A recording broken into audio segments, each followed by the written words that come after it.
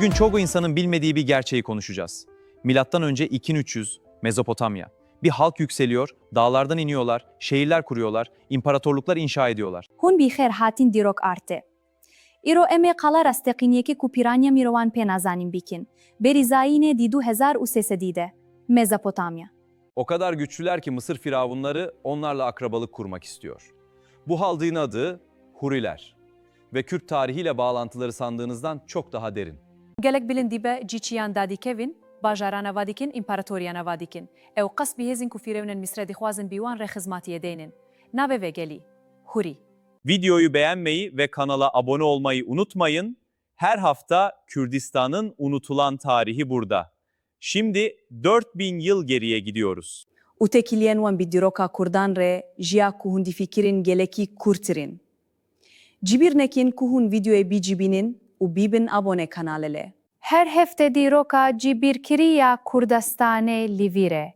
Nîha em 4000 sal dîçin bere.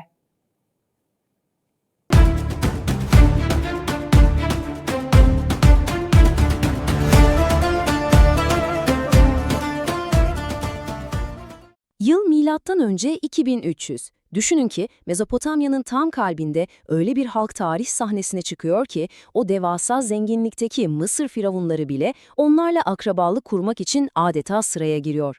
Mezopotamya'nın tartışmasız en güçlü, en köklü medeniyetlerinden biri bu. Ama işin ilginç tarafı ne biliyor musunuz? Bugün çoğu insan onların adını bile duymamış. Peki kim bu gizemli insanlar? Nereden geldiler? Ve daha da önemlisi modern Kürtlerin MÖ 2300'e kadar uzanan tarihiyle aralarındaki o kopmaz bağ tam olarak ne? Gelin antik tarihin bu büyüleyici sırrını beraber çözeceğimiz incelememize hemen başlayalım.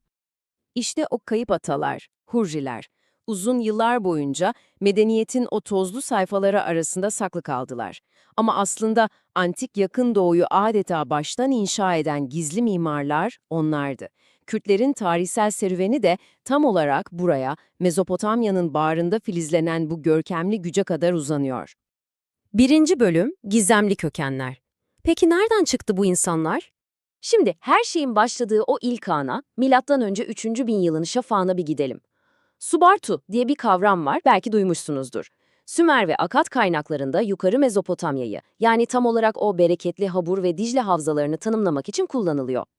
Tarihçilere göre Hurriler, Transkafkasya ve Zagros dağlarından bu bölgeye öyle yakıp yıkarak falan gelmediler. Kademeli, çok doğal bir şekilde entegre olarak yerleştiler.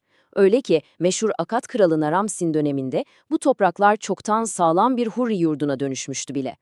Bakın, onları etraftaki diğer büyük güçlerden ayıran inanılmaz bir detay var. Dilleri. O dönem antik Yakın Doğu'yu domine eden Sami veya Hint-Avrupa dilleriyle hiçbir alakaları yoktu. Tamamen izole, kendilerine has, sondan eklemeli bir dil konuşuyorlardı. Sadece kendilerinden sonra gelen Urartuca ile akrabaydılar. Bu eşsiz yapı bile onların o coğrafyada ne kadar köklü ve otantik bir halk olduğunu bize kanıtlamaya yetiyor aslında. Peki, göçebe bir hayattan o koskoca güçlü devlete nasıl geçtiler? Cevap, ilk büyük başkentleri olan Urkeş. Bugünkü Suriye'de bulunan Tel Mozan'ı düşünün. Adamlar resmen Anadolu'ya giden tüm o karlı bakır ticaret yollarını tek eline almış. Muazzam bir servetten bahsediyoruz. Bu zenginlikle devasa taş tapınaklar diktiler ve bölgede Akad İmparatorluğu'nun bile müttefik olarak gördüğü, saygı duyduğu devasa bir güç haline geldiler. 2. Bölüm Kudretli Mitanni İmparatorluğu, işlerin ciddileştiği yer. Tarihler MÖ 1600'leri gösterdiğinde o bağımsız şehir devletleri bir araya geldi ve tarihin efsanevi Mitanni İmparatorluğu doğdu. İnanılmaz bir hızla büyüdüler. Başkentleri Vaşşukani'den bir dalga gibi yayılarak Akdeniz kıyılarından Dicle Nehri'ne kadar devasa bir ağı kontrolleri altına aldılar. Öyle bir güçtü ki bu, Asur gibi o meşhur köklü imparatorluğu bile kelimenin tam anlamıyla ezip geçtiler. Nasıl bu kadar hızlı yayıldılar dersiniz? Hurriler antik savaş sanatında resmen devrim yaptı arkadaşlar. Savaş alanına manevra kabiliyeti inanılmaz yüksek, hafif savaş arabalarını getirdiler. Dahası var, Kikkuli adında Mittaneli bir uzman çıkıp tarihin bilinen ilk at eğitimi el kitabını yazıyor. Düşünebiliyor musunuz? Kurdukları bu süvari birlikleri savaş alanında adeta rüzgar gibi esiyor ve düşmanlarının yüreğine korku salıyordu. Tabii bu muazzam güç dönemin diğer devi Mısır'ın da gözünden kaçmadı. Karşılarında yok edemeyecekleri kadar kudretli bir rakip vardı ve Mısır firavunları ne yaptı biliyor musunuz? Savaşmak yerine diplomasiyi seçtiler. Gidip onlarla barış ve ticaret anlaşmaları imzaladılar. Hatta firavunlar saraylarının kapılarını Mitani krallarının kızlarına açtı. Bu diplomatik evliliklerle o efsanevi Hurri kanını kendi asil hanedanlıklarına katmayı amaçladılar. İşte böyle bir saygınlıktan bahsediyoruz. 3. bölüm, Hurri kültürü ve inançları. Tabii sadece savaşmadılar, insanlığa çok zarif bir miras da bıraktılar. Sıkı durun, dünyanın bilinen en eski yazılı ve notaya dökülmüş müziği bir Hurri eseridir.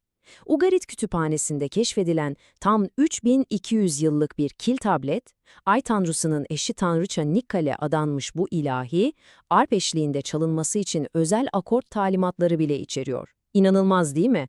Sadece kılıçlarıyla değil, sanatlarıyla da tarih yazmışlar. Peki günlük hayatları nasıldı? Burada imdadımıza Nuzi tabletleri yetişiyor. Aslında bu kurallar bize hiç de yabancı değil. Çocuğu olmayan ailelerin soyu sürtürmek için hizmetçilerine yasal varis yapması, babaların ölüm döşeğinde yeminle mirasını bırakması.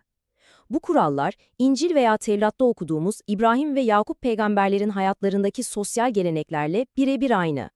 Yani Hurri toplumsal yaşamı aslında bütün bir Yakın Doğu'nun kültürüne o silinmez damgasını vurmuş. Ve 4. bölüm, geldik hikayenin en can alıcı noktasına, Hurri ve Kürt bağlantısı.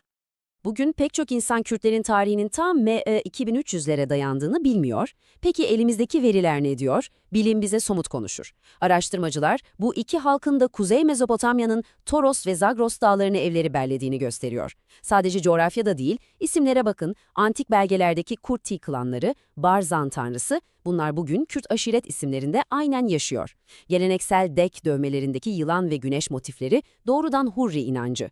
Ve genetik bilim, modern Kürtlerin DNA havuzu büyük oranda tam da bu bölgedeki antik yerli halktan, yani Hurrilerin yurdundan miras. Dilbilimcilere sorduğumuzda da tablo değişmiyor. Hurrice'nin o bahsettiğimiz sondan eklemeli yapısı bugün bölgede konuşulan Kuzeybatı İran Kürtçesinin grameri üzerinde devasa bir alt katman etkisi yaratmış. Yani iki halk aynı coğrafyada dillerini birbirine harmanlamış ve bugünkü Kürt dilinin o eşsiz mimarisini aslında binlerce yıl önceden beraber örmüşler. 5. bölüm, Mitanni'nin çöküşü. Ama işte her büyük imparatorluğun bir de sonu vardır. Bu süper güç içinde işler ters gitmeye başladı. Bir yandan Hititlerin korkunç baskısı, diğer yandan devletin içindeki o bitmek bilmeyen kanlı taht kavgaları. O yenilmez sanılan Mitanni İmparatorluğunu içten içe yedi bitirdi. Başkent Vaşukkani, Hititler tarafından acımasızca yağmalandı, krallık bir kukla devlete dönüştü. Ve Mö 1250'de fırsat bu fırsat diyen Asurluların vurduğu son ve kesin darbeyle bu görkemli krallık tarih sahnesinden çekildi. Peki ama sonra ne oldu? En çok sorulan soru bu. Devlet çöktü, düşman orduları ülkeyi işgal etti diyelim.